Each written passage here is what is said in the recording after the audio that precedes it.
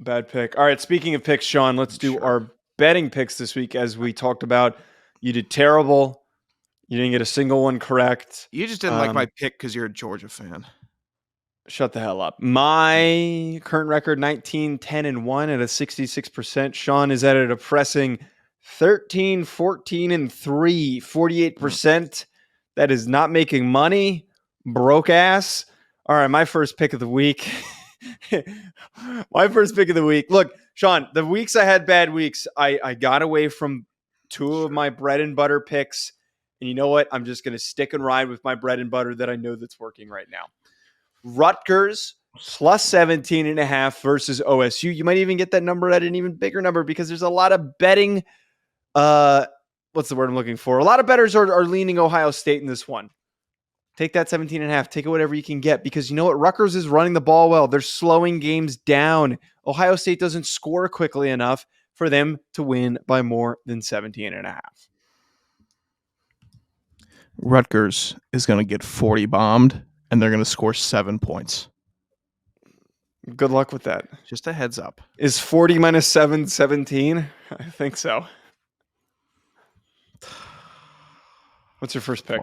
You're a piece of shit, by the way. Notre Dame giving 3 to Clemson. Why am I getting yelled at? Because you shouldn't be allowed to pick for my team. You shouldn't be allowed to do it. You shouldn't be allowed to wear ladies' glasses, but you do. These aren't ladies' glasses. You can go fuck yourself. Okay, well, I'm just saying this is how we're operating, and I will be taking this in real life. Clemson is a disaster. Truly. They are in a downward spiral in a bad year. And Notre Dame exceeding expectations. They only have 2 losses by now. So we're looking at this like, all right. Such a bad pick. This feels like it feels like it would be a trap game if Clemson had like 3 or 2 losses. No. Notre Dame is going to win and cover this bad boy. This is such a bad pick. This is just such a why? This is just such a dipshit. It's not even a good bet. Who's going to score points for them? This is they're not going to. This game's a toss-up. This game actually is a toss-up. This is a game where Dabo, after everything that he's gone through, catches Notre Dame off guard. No matter the records of these teams, this has turned into a bit of a rivalry. Notre Dame could lose this football game. So you're a piece of garbage. You're a big piece of garbage. Oklahoma State plus 5.5 versus Oklahoma. Look, Ollie Gordon has been so hot, and their success is really, it goes to him for what they have done so far this season. I saw last week what Devin Neal and Highshaw and Jason Bean did running the football against Oklahoma's defense. They are reeling right now. And we saw UCF even do it. I think that Ollie Gordon's going to have a big game.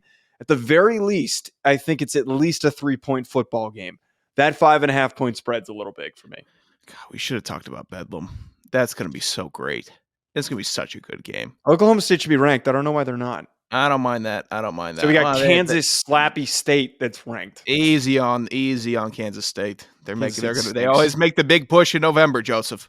Let's not get ahead of ourselves and give listeners ammunition that they didn't need. My second game here, JMU given 5.5 to Georgia State. I think I was relayed this information by my great uncle Al that JMU has covered in 8 of the games that they played. They're a cover machine. Here's the deal, though. They're going to scare the piss out of you. You'll be watching them and thinking, "Oh my God, what was the line?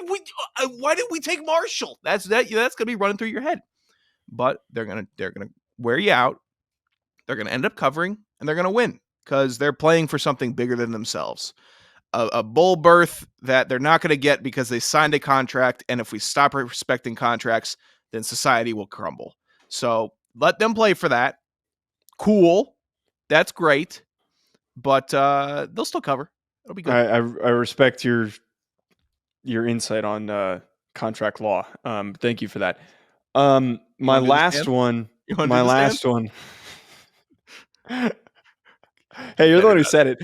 My last one. You better come. Dude, the scandal special, man, I think is like 7-1 or something like that since they fired Mel Tucker. The scandal special, Jesus Christ, the scandal. All right, go ahead. The scandal special is one of the best plays in sports. When a head coach gets fired, not only fired, but also when there is a serious off the field allegation that occurs, you can bet your goddamn ass that I'm taking it. Nebraska minus 3.5. Matt Rule has the Huskers. They're hot right now, man. They are a good quality team right now. They have outperformed everybody's expectation. Everyone thought that they were a dead body after Colorado. You know what? Matt Rule's Nebraska team's more impressive than Colorado right now, guys. None of you wanted to admit that, but they are. They're going to hang a lot of points. I watched Minnesota make me some money last week, and Minnesota's offense stinks. It's god awful, and they covered last week. Are you kidding me? I think the line was 5.5, and I got it to hit. Nebraska minus 3.5. What does Minnesota have? Oh, that's right. I thought it was pretty. They have that big, dumb O-fit quarterback who's so bad. The guy's just no idea what he's doing back there. That is a John Elway quarterback pick if I've ever seen one. Took me a moment. My final game here, Washington given 3.5 to USC. Why is this line so small, fellas? You trying to pay my rent? Why is the line so small? They're know something. They're gonna win by $1 billion. It's not gonna be close. It's gonna be a snoozer because Washington's just gonna ding ding. There, I'm Michael Penix. You want a touchdown? I got a touchdown for you. You want to? I see you in the corner. Laser missile. And then they have 50. And even if USC scores 45, they cover. So I am taking Washington. I love when you pick 3 games that are going to set you up for another 0-3. You just love risky picks, man. You just really love these high payout chance of hitting risky picks. That's just what you love. How are these risky picks? They're against the spread. They're all minus 110. And if they weren't, they'd be minus 105 They're or risky. 115. Learn how to gamble. They're risky because of the matchup. These are anyone. Rutgers is playing Ohio State, who's going to be ranked 1 tonight. They have one game. Shut up. They have one game where they didn't cover. They covered against Michigan. I said that JMU had maybe one game they didn't cover. Tell me how that's risky, jackass. I don't think that they could score that many points to cover like 5.5. 3 weeks ago. That's not true. That's absolutely not true. I started in week 0. I started week 0. And you know what I've netted? I'm over 100% in the green. Net a fish, idiot. Let's see what happens in the playoff. Dickhead. Also, all right. I'm not impressed if you started this year. You haven't been in the trenches. I bet all of last year, too. I bet MLB games and basketball games, you dickhead. I just don't talk to you about it. Did you bet the Phillies?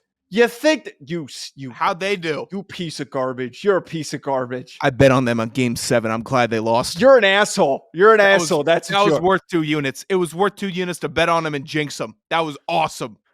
Just like you're doing here with Notre Dame. All right, let's talk about the latest update with Connor Stallions. So there was a picture that was released. If you don't know who Connor Stallions is and you're listening to a college football show, please find the rock that you're underneath and remove it from yourself. It's Stallions with 1 L also. The latest.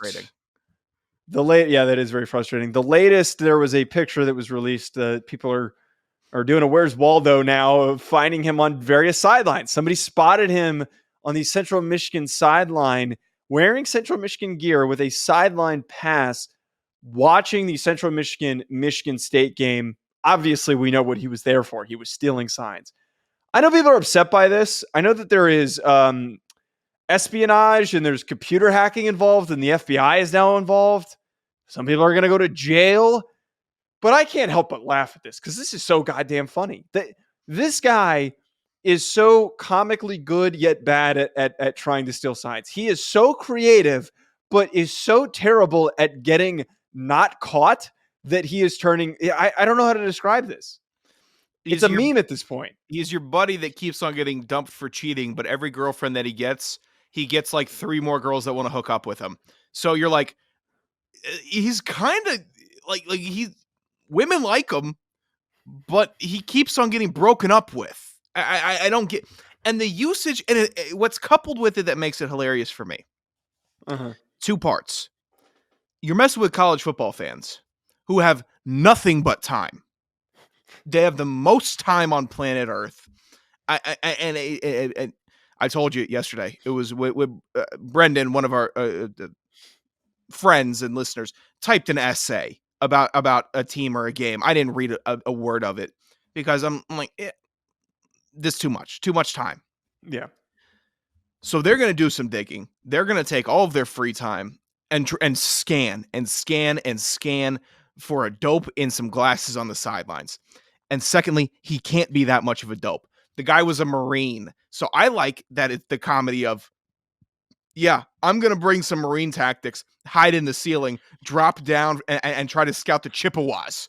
That's what I got going on. It's fantastically funny. He should be an operator skin in the new Call of Duty because he is good at getting where he needs to be. But he's not good at hiding. He's only stealing signs. It's still trivial. That's a good point. He's not executing backdoor orders. God, it's just so stupid. It's the stupidest, best saga. And because you're doing it now with the cameras and the TV, he's just going to get seen everywhere. It's not going to, this will be going till December. And I hope it does. I can't get enough of it. I just love the fact that every detail that's released is comedically worse than the last thing. You know, like what's the next thing going to be? What's the next discovery that we're going to find out? Okay, so you had a guy out there scouting. All right, well that's kind of funny, interesting. It's a bit scandalous. Oh wait. He's got a manifesto? 600 pages about how much he loves Michigan and basically you do anything for them and that this is how we should be run. Okay. All right, that's die hard. Wait. He's disguising himself as a Central Michigan coach? Okay. All right. I don't know what's next. We're going to find out that he's like in the big red costume. He's actually Tony Petitti. And he's a commissioner. Every move that he's made has been to set up Michigan for the promised land. That's what we're going to figure out. So someone's going to find him lined up in the A gap playing linebacker for an FCS team. That's the next thing that we're going to find out. Is this him? He's in a full uniform. How did he get on the field? Who let him on the field? Guy, he's got good sideline to sideline. They'll give him that. God. The other thing that broke this week, talking about Dabo Swinney's reaction to a caller. So I'm not going to read the full transcript or any of that stuff. On Monday night during his coach's show, a younger individual, I don't think the age of him was revealed, but he sounded younger, admonished not only in a call, but directed at Dabo Swinney on his show, completely criticized him for him making $11.5 million to only have a 4-4 record this season. Completely went in on him on just a total long diatribe that he just broke down Dabo Swinney's lack of success this season. And Dabo was very upset in reaction to this. Now, I don't want to talk about like his reaction because he's pompous and I don't like him and I don't want to go down that rabbit hole. Oh, I love him. I'm hyper fixated on who the hell is the producer of this show. This is a producer's podcast. You know, like that's what this is. This is how it's been for the past couple of years. We're two college football producers, right? How the hell are you going to sit there and listen to that guy? Not only, it'd be one thing if this was, you know, Bob and Billy's afternoon show in the middle of South Dakota goes on this rant, and then you're like, okay, yeah, let's just let him keep going. This is kind of funny. That's a college football fan. You let him shit talk Dabo to his face. You gave him the open floor to shit talk him, and then you didn't cut him off. That's producer 101. 2.5 minutes. It was an extremely long call. That's a long call for a good caller. And I think inherently this is a good call because it sparked conversation. It got a reaction out of the host. But you got to remember, your host is a college football coach that's doing this for a significant amount of money. So it doesn't have to be disclosed how much the university is giving in his contract. College football coaches shows are not because college football coaches want to do a radio show. It's because their contract has different incentives and different layers to it. Our coach at Rhode Island had one. Yeah. You think he wanted to be in a restaurant on a Thursday night? No. He wants to be sitting at home doing anything but that. So you're already catching Dabo after a loss. You're catching him at something he doesn't want to do. He knows it's going to suck. People are upset with him. And as the producer, you say, all right, well, Tyler's got some thoughts. You know, he's gonna come on here and give some thoughts. After a minute, hang up. I would have hung up. I would have hung up after 10 seconds. You made your point. And I think it's good. I don't think that hosts of shows should be handled with kid gloves. You and I have seen a good amount of that this week within our personal lives. Yeah. And I respect, and that's how it's supposed to be. But he's not a radio host. He's a coach. And you were given an open forum, and I'm sure you said some things that a lot of Clemson fans needed to say. But the producer fell on his face. And I would wager he's not a real producer, but a board op? A Jack O'Mara in the athletic department. No, come on. They got the... I would wager it's an athletic department. I know they have the infrastructure. They definitely have the infrastructure. I bet that there is an actual board op. I bet it's somebody in the athletic department that worked for the radio station. And they said, "Hey, can you do this? Well, we'll get you some chicken tenders and a beer." That's cool. That's this how is Clemson. They have more resources than. How do you know? What do you? It's an AC. It's one of the top ACC schools. You think that they don't have the infrastructure to have a well-produced coaches show? Obviously not. It's not well produced. I just think that there was a buffoon that was sitting behind in the producer's chair that was just sitting there listening to this go on and was just like, "Oh, this is a really interesting phone call. Oh, I was supposed to hit the dump button. Oh, I'm sorry, guys. I didn't. Hey, they made up some good points though, Coach." Is that your South Carolina accent? No, that's my your producer dweeb accent? who shouldn't be a producer. Sure. That's the same voice I would do if I was impersonating an ESPN production assistant. Because those are all dorks who don't know anything about media or sports. Oh God, seems like you found a rich vein there. Yeah, it is a rich vein. For another show, baby. I didn't mind seeing Dabo get animated. I'm a Dabo fan. He provides content. He's a unique character. He does things his own way. He's a bad person. Why? Because he didn't offer you? Because he's an ass. Because he didn't offer me. I knew I wasn't getting an offer from Clemson. Dabo stinks in a unique way, which can't be replicated anywhere else, which I love. He's not Hugh Freeze scandal. He's build it up stubborn stink, which I can't get enough of. Gets in his own way to stubbornness, faith, hard-headedness, whatever it is. That's how he operates. He's a one of one. I love it. He's almost Harbaugh-esque. He's almost in the same vein of crazy, just doing it.